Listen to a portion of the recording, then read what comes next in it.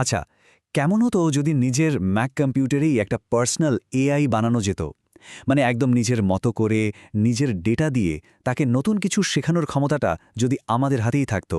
শুনলে অবাক হবেন, অ্যাপল সিলিকনের জন্যে এটা এখন আর কোনো স্বপ্ন না, একদম সত্যি। চলুন আজকের এই আলোচনায় আমরা দেখি পুরো ব্যাপারটা আসলে কিভাবে কাজ করে। চলুন একটা সহজ প্রশ্ন দিয়েই শুরু করা যাক। আচ্ছা, ২৫৬৫কে ১৪৪৭ দিয়ে গুণ করলে কত হয়? উত্তরটা তো ক্যালকুলেটরে ১ সেকেন্ডেই বের করা যায়, তাই না? কিন্তু এই সাধারণ অঙ্কটাই কিন্তু আজকের আলোচনার আসল সমস্যাটা চোখে আঙুল দিয়ে দেখিয়ে দেয়। কারণটা কি জানেন? কারণ সবচেয়ে পাওয়ারফুল এআই মডেলগুলো কিন্তু এই ধরনের নিখুঁত হিসেবের সময় প্রায় গড়বড় করে ফেলে। এই দেখুন, একটা সাধারণ ল্যাঙ্গুয়েজ মডেলকে এই প্রশ্নটা করলে সে কি উত্তর দেয়? উত্তরটা আনুমানিক, মানে আসলে ভুল। এর কারণটা খুব সোজা। লার্জ ল্যাঙ্গুয়েজ মডেলগুলো তো আর ক্যালকুলেটর না। ওরা জটিল গণনার ক্ষেত্রে ঠিকঠাক হিসাব করে না, বরং একটা আন্দাজ করার চেষ্টা করে। তাহলে এর সমাধানটা কি হতে পারে? এআইয়ের গণনার ভুলটা কি আমরা শুধরে দেব? না, ব্যাপারটা ঠিক তা নয়। আসল সমাধানটা হলো ওকে সঠিক পদ্ধতিটাই শিখিয়ে দেওয়া। মানে একবার ভাবুন তো, যদি আমরা এআইকে একজন প্রাইভেট টিউটরের মতো করে একদম নতুন একটা স্কিল শেখাতে পারতাম। আর ঠিক এই জায়গাতেই আসছে আসল বিপ্লবটা। অ্যাপল সিলিকনের যে অসাধারণ ক্ষমতা, তার জন্য এআইকে ট্রেনিং দেওয়া বা নিজের মতো করে কাস্টমাইজ করার জন্য এখন আর বিশাল বিশাল ডেটা সেন্টারের দরকার নেই। আমাদের নিজেদের ম্যাক কম্পিউটারটাই এখন বলতে পারেন একটা ট্রেনিং গ্রাউন্ড হয়ে উঠেছে। তো আমাদের আজকের এই যাত্রায় আমরা ঠিক কি দেখব? প্রথমে পার্সোনাল এআইয়ের আসল সম্ভাবনাটা কোথায় সেটা একটু বুঝার চেষ্টা করব। তারপর দেখব কিভাবে ওকে টিউশন দিয়ে নতুন কিছু শেখানো যায়। আর হ্যাঁ, এই শেখানোর পথে একটা বড় সমস্যাও আছে, ভুলে যাওয়ার সমস্যা। সেটাও দেখব। আর সবশেষে অবশ্যই এর স্মার্ট সমাধান আর কিছু সহজ টুলের কথাও জানব। আচ্ছা, তাহলে এআইকে শেখানোর এই যে প্রক্রিয়াটা, এটা আসলে কি? টেকনিক্যাল ভাষায় এটাকে বলা হয় ফাইন টিউনিং। চলুন এবার এটার গভীরে যাওয়া যাক। ফাইন টিউনিং মানে হলো, ধরুন একটা মডেল যে আগে থেকেই অনেক কিছু শিখে এসেছে, তাকে নিয়ে একটা নতুন বিশেষ কোনো কাজের জন্য আরও একটু ট্রেনিং দেওয়া। ব্যাপারটা অনেকটা এরকম যে ক্লাসের সবচেয়ে ব্রিলিয়েন্ট ছাত্রটাকে আপনি একটা একদম নতুন বিষয় শেখাচ্ছেন। এই যে পুরো প্রক্রিয়াটা, এটাকে আমরা খুব সহজে ৩টা ধাপে ভাগ করে নিতে পারি। প্রথম ধাপ, ওর জন্য পাঠ্যপুস্তক তৈরি করা, মানে অনেকগুলো উদাহরণ দিয়ে একটা ডেটাসেট বানানো। দ্বিতীয় ধাপ, একটা স্টাডি সেশন চালানো, মানে ওই ডেটা দিয়ে মডেলটাকে ট্রেনিং দেওয়া। আর একদম শেষে ওর নতুন শেখা স্কিলগুলোকে মূল মডেলের সাথে জুড়ে দিয়ে ওকে গ্র্যাজুয়েট করিয়ে দেওয়া। কিন্তু এই শেখানোর প্রক্রিয়ার মধ্যে একটা বেশ বড় সমস্যা লুকিয়ে আছে। এটা একটা খুব কমন কিন্তু বেশ গুরুত্বর একটা ফাঁদ। সমস্যাটা হলো ভুলে যাওয়া। চলুন দেখি এটা ঠিক কিভাবে ঘটে। দেখুন, কোনো স্পেশাল ট্রেনিং দেওয়ার আগে একটা সাধারণ মডেলকে যদি জিজ্ঞেস করা হয় যে অ্যাডা লাভলেস কে ছিলেন, ও কিন্তু বেশ ডিটেইলড আর সঠিক একটা উত্তর দেয়, কারণ ও তখন ওর জেনারেল নলেজ ব্যবহার করছে। কিন্তু যেই মুহূর্তে ওই একই মডেলকে শুধু ক্যালকুলেটরের কাজ শেখানো হলো, তখন দেখুন কি কাণ্ডটা ঘটল।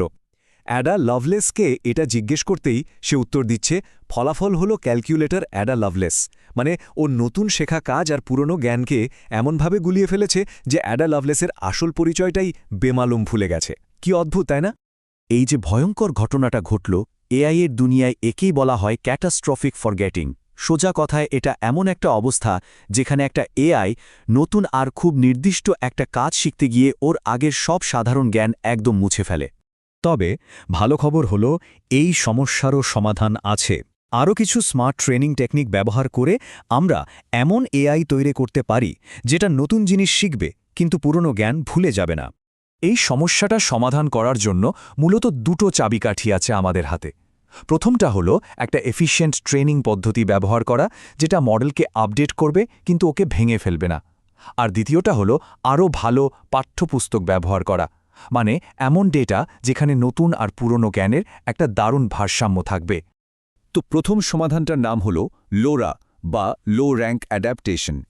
এটা একটা খুবই ইন্টারেস্টিং ট্রেনিং টেকনিক। এটা কি করে জানেন? এটা মডেলের ব্রেনের বেশিরভাগ অংশকে একদম ফ্রিজ করে রাখে, মানে স্থির রাখে, আর শুধু অল্প কিছু ছোট অংশকে আপডেট করে। এর ফলে কি হয়? এটা অনেক ফাস্ট, মেমোরিও কম লাগে, আর সবচেয়ে বড় কথা, ওই যে ক্যাটাস্ট্রফিক ফরগেটিংয়ের ঝুঁকি, সেটাও অনেক কমে যায়। আর দ্বিতীয় সমাধানটা হলো মিক্সার ডেটা সেট। নামটা শুনে কিছুটা আন্দাজ করা যাচ্ছে, তাই না? এটা এমন একটা ট্রেনিং ডেটা সেট যেখানে নতুন বিশেষ কাজগুলোর উদাহরণের সাথে, যেমন ধরুন গণিতের সমস্যা, কিছু সাধারণ জ্ঞানের প্রশ্নও মিশিয়ে দেওয়া হয়। এটা ঠিক যেন একটা রিভিউ সেশনের মতো কাজ করে, যেটা এআইকে মনে করিয়ে দেয় যে ও আগে কি জানত। আর এই যে এত সব স্মার্ট ট্রেনিং পদ্ধতি, এগুলো এখন নতুন কিছু টুলের মাধ্যমে সবার জন্য একদম সহজ হয়ে গেছে। এর মানে হলো এখন যে কেউ চাইলে নিজের জন্য একটা কাস্টম এআই তৈরি করে সেটা ব্যবহার করতে পারে।